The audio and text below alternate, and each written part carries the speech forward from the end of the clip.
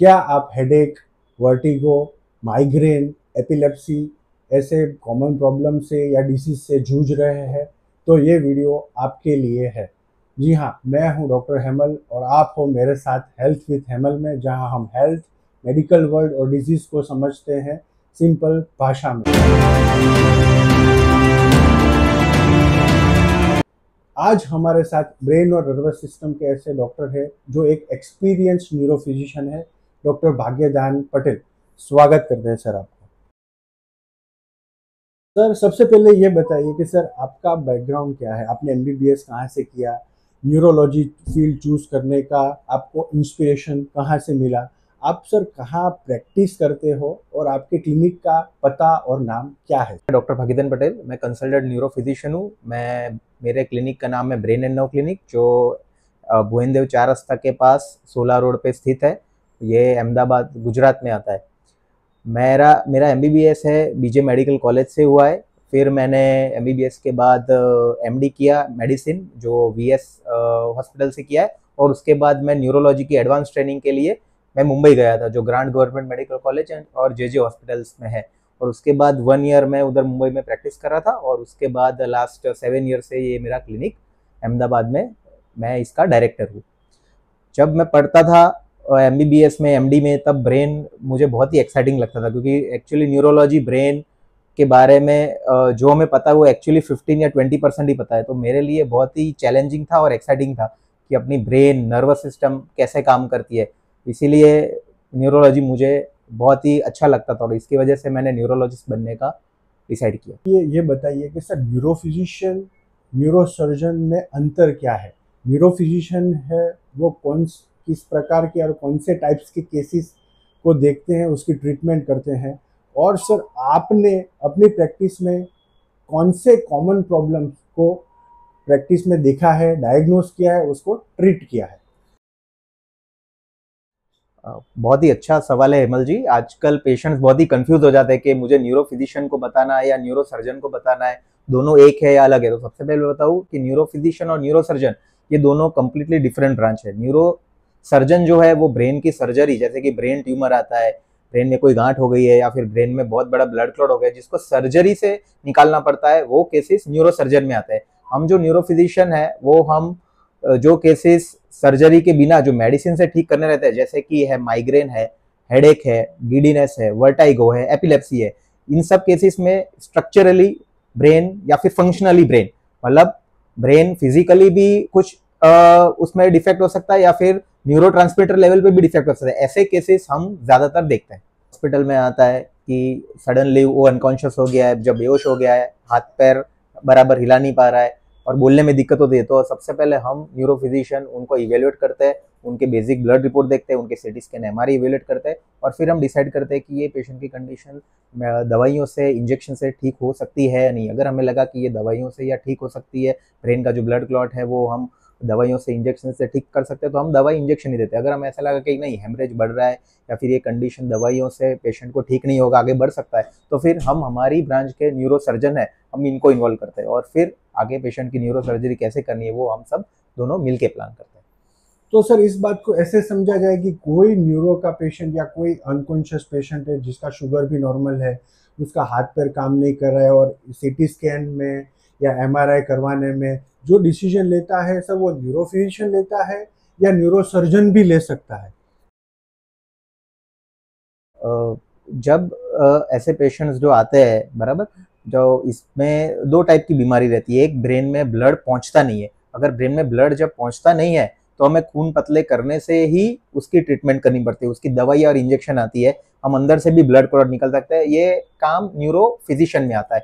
अगर ऐसा हुआ कि कहीं पे हेमरेज हो गया है, जहाँ पे ब्लड इकट्ठा हो गया है और जो ब्रेन को ही इंटरनल प्रेशर इफेक्ट दे रहा है, ब्रेन में ही प्रेशर बढ़ रहा है और वो मेडिसिन से, दवाइयों से ठीक नहीं होने वाला है, तो फिर ऐसे केसेस को हम न्यूरो सर्जन में रिफर करते हैं कि जो ब्रेन को खोल के अंदर प्रेशर रिलीज कर सके, जितना हो सके उतना ब्लड क्लॉट ब्रेन को डैमेज किए बिना बाहर कर सके। तो ऐसे केस में न्यूरो सर्जन का बहुत ही इंपॉर्टेंट रोल आता है। जैसे कि हमने वीडियो के स्टार्टिंग में बताया कि आज हम हेडेक, माइग्रेन, वर्टिगो ऐसी सारी कॉमन प्रॉब्लम्स जो डॉक्टर को लगती है कि वो कॉमन प्रॉब्लम्स है, लेकिन अगर कोई पेशेंट उसको सफ़र करता है तो उसके लिए तो वो बहुत बड़ी बीमारी से कम नहीं है।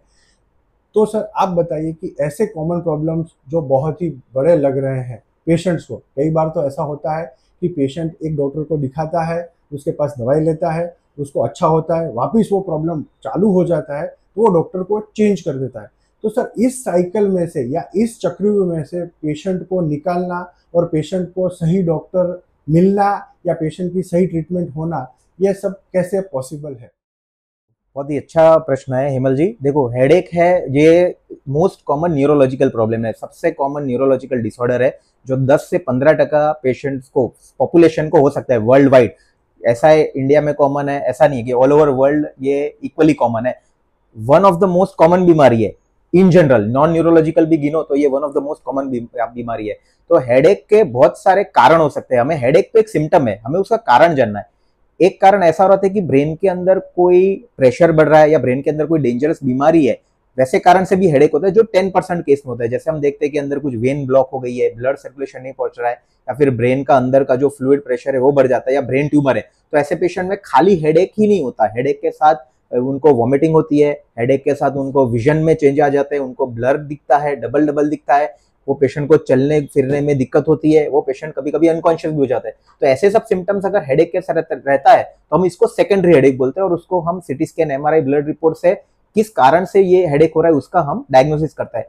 ये खाली 10% में मिलता है, 90% में एमआरआई, ब्रेन, सीटी स्कैन सब नॉर्मल रहता है। वो वैसे वाले हेडेक को हम बोलते हैं प्राइमरी हेडेक। प्राइमरी हेडेक में सबसे कॉमन रहता है माइग्रेन। माइग्रेन के सिवाय भी काफी सारे कारण रहते हैं, जैसे कि क्लस्टर हेडेक है, ट्राइजेमिनल ऑटोनोमिक ईफेल्जिया है, और बहुत सारे हेडेक है कि जो हो सकते हैं। अभी प्राइमरी जो हेडेक है उसके लिए कोई रिपोर्ट्स काम आती नहीं है, वो एक क्लिनिकल डायग्नोसिस, मतलब पेशेंट के सिम्टम्स, और जब पेशेंट हमारे पास आता है तो पेशेंट के साइंस, उस पे ही हम डायग्नोस कर सकते हैं। अगर वो उसके अलग अलग डायग्नोस्टिक क्राइटेरिया, अगर वो बराबर डायग्नोस हुआ तो हर एक हेडेक की ट्रीटमेंट अलग है।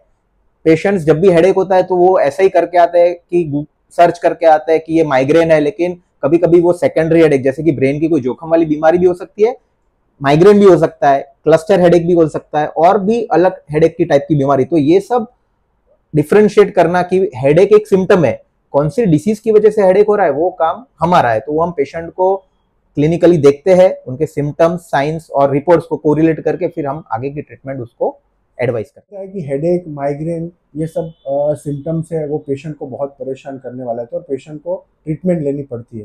सर मुझे ये जानना है कि इनकी ट्रीटमेंट क्या लाइफ लॉन्ग लेनी पड़ती है? जैसे बीपी के मरीज है या डायबिटीज़ के मरीज है, उनको लाइफ लॉन्ग मेडिसिन लेनी पड़ती है।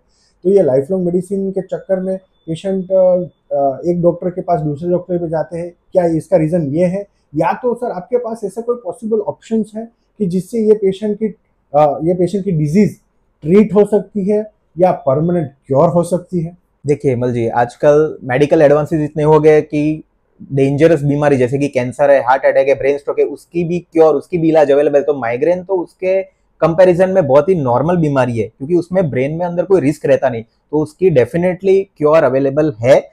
माइग्रेन के कॉजेस हमें जानने चाहिए। माइग्रेन के कॉजेस में कभी कभी ऐसा रहता है कि ब्रेन में ही न्यूरोकेमिकल चेंजेस हो जाते हैं, जिसकी वजह से ब्रेन की नसें फूलने लगती है। तो उसमें मेडिसिन का कोर्स करते हैं हम, जनरली 6-8 मंथ्स या 1 ईयर तक कोर्स देते हैं, तो काफी सारी पेशेंट को रिस्पॉन्स आ जाता है। कभी कभी माइग्रेन है स्टमक डिस्टर्बेंस की वजह से, जैसे पेशेंट को गैस हो जाता है, फूड शेड्यूल बराबर नहीं रहता है, तो गैस, हम सादी भाषा में बोले तो गैस सर पे चढ़ने की वजह से होता है। तो वो पर्टिकुलर प्रोपोर्शन ऑफ पेशेंट में हमें स्टमक इशू भी सॉल्व करना चाहिए, पेशेंट को गैस भी ना मरे, उनका फूड डाइट वगैरह सब सीखे, वो भी ध्यान रखना चाहिए।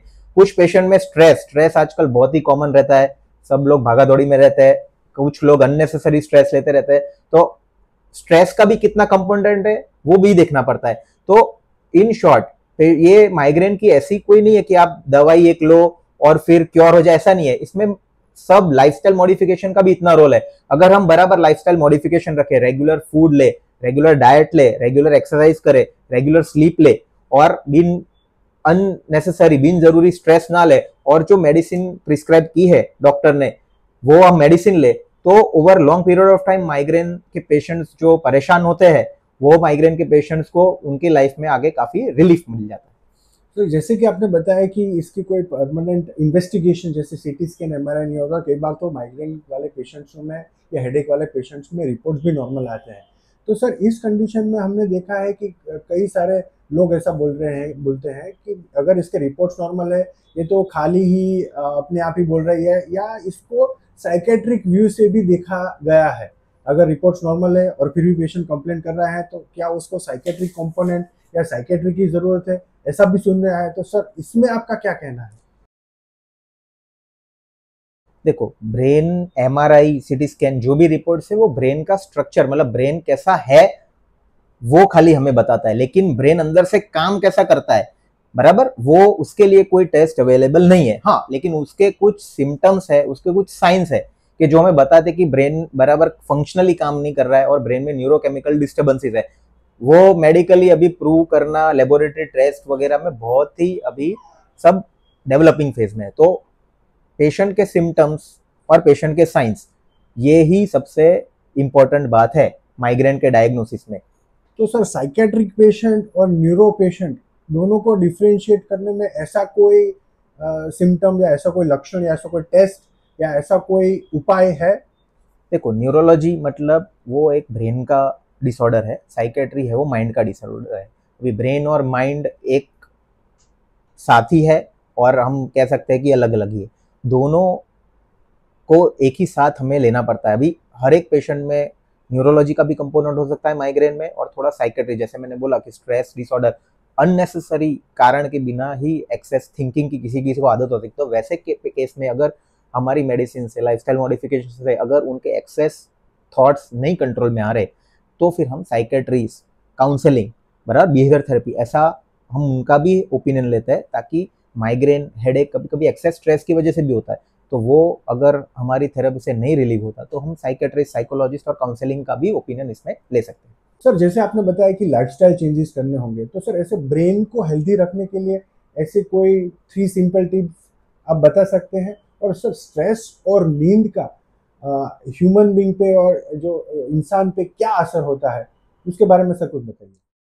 देखिए अमल जी, जैसे एक हाथ से ताली नहीं बज सकती, दो हाथ ही जरूरी है, वैसे ही अकेले डॉक्टर की ट्रीटमेंट, दवाई लिखने से माइग्रेन जैसी बीमारी कंप्लीट ठीक नहीं होती। जैसे आपने बोला, साथ में लाइफस्टाइल मॉडिफिकेशन का बहुत इंपॉर्टेंट रोल है। मैं जो न्यूरोकेमिकल्स की बात कर रहा हूँ कि जो दवाई से मैं दे रहा हूँ, वही हम नेचुरली भी अंदर से रिलीज कर सकते हैं। जैसे कि आप स्लीप रेगुलर ले, फूड रेगुलर ले, रेगुलर एक्सरसाइज करे, योगा करे, प्राणायाम करे, तो वही इंटरनली जो डोपामिन है, सेरोटोनिन है, एंडोर्फिन है, जो ब्रेन के जो अच्छे अच्छे केमिकल्स है जो हम बाहर से देते हैं, उससे अच्छा है कि ये सब चीज हम रूटीनली करें, तो यही अच्छे केमिकल्स अंदर से ही बनेंगे और जो माइग्रेन की जो फ्रीक्वेंसी, सीवियरिटी, वो धीरे धीरे कम होती जाएगी। ये एक डेली रूटीन में हमें इंक्लूड करना चाहिए अपनी लाइफ में। माइग्रेन के पेशेंट को भी ठीक है, लेकिन ऐसे भी ये डेली रूटीन में करना चाहिए। इससे न्यूरोलॉजिकली ब्रेन को बहुत ही प्रोटेक्शन मिलता है। आगे न्यूरोलॉजिकल डिसीज होने से भी हम काफी सारे डिसीज को भी अटका सकते हैं।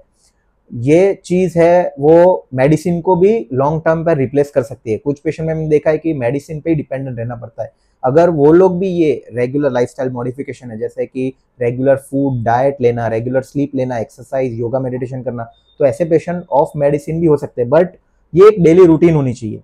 जैसे पुजारी है, मंदिर में जाके पूजा करते हैं, हम भी सुबह उठ के सब अपनी एक्टिविटीज करके काम पे जाते हैं, वैसे ही ये एक रूटीन पार्ट होना चाहिए। ये कोई स्पेशल चीज नहीं होनी चाहिए। अगर इसके साथ मेडिसिन ले तो फिर माइग्रेन का क्योर रेट है बहुत बहुत ज़्यादा बढ़। तो मुझे पूरा विश्वास है कि आपको डॉक्टर भाग्यदान के दिए हुए इनसाइट्स, दी हुई सलाह, एडवाइस आपको बहुत ही वैल्यूएबल लगे होंगे। थैंक यू सर, आपने अपना कीमती समय दिया। आपको ये वीडियो पसंद आए तो वीडियो को लाइक कीजिए, शेयर कीजिए, सब्सक्राइब कीजिए। अगर आपके कोई सवाल है तो कमेंट सेक्शन में जाके कमेंट कीजिए। तब तक मिलते हैं एक नए एक्सपर्ट के साथ, एक नए टॉपिक के साथ। धन्यवाद।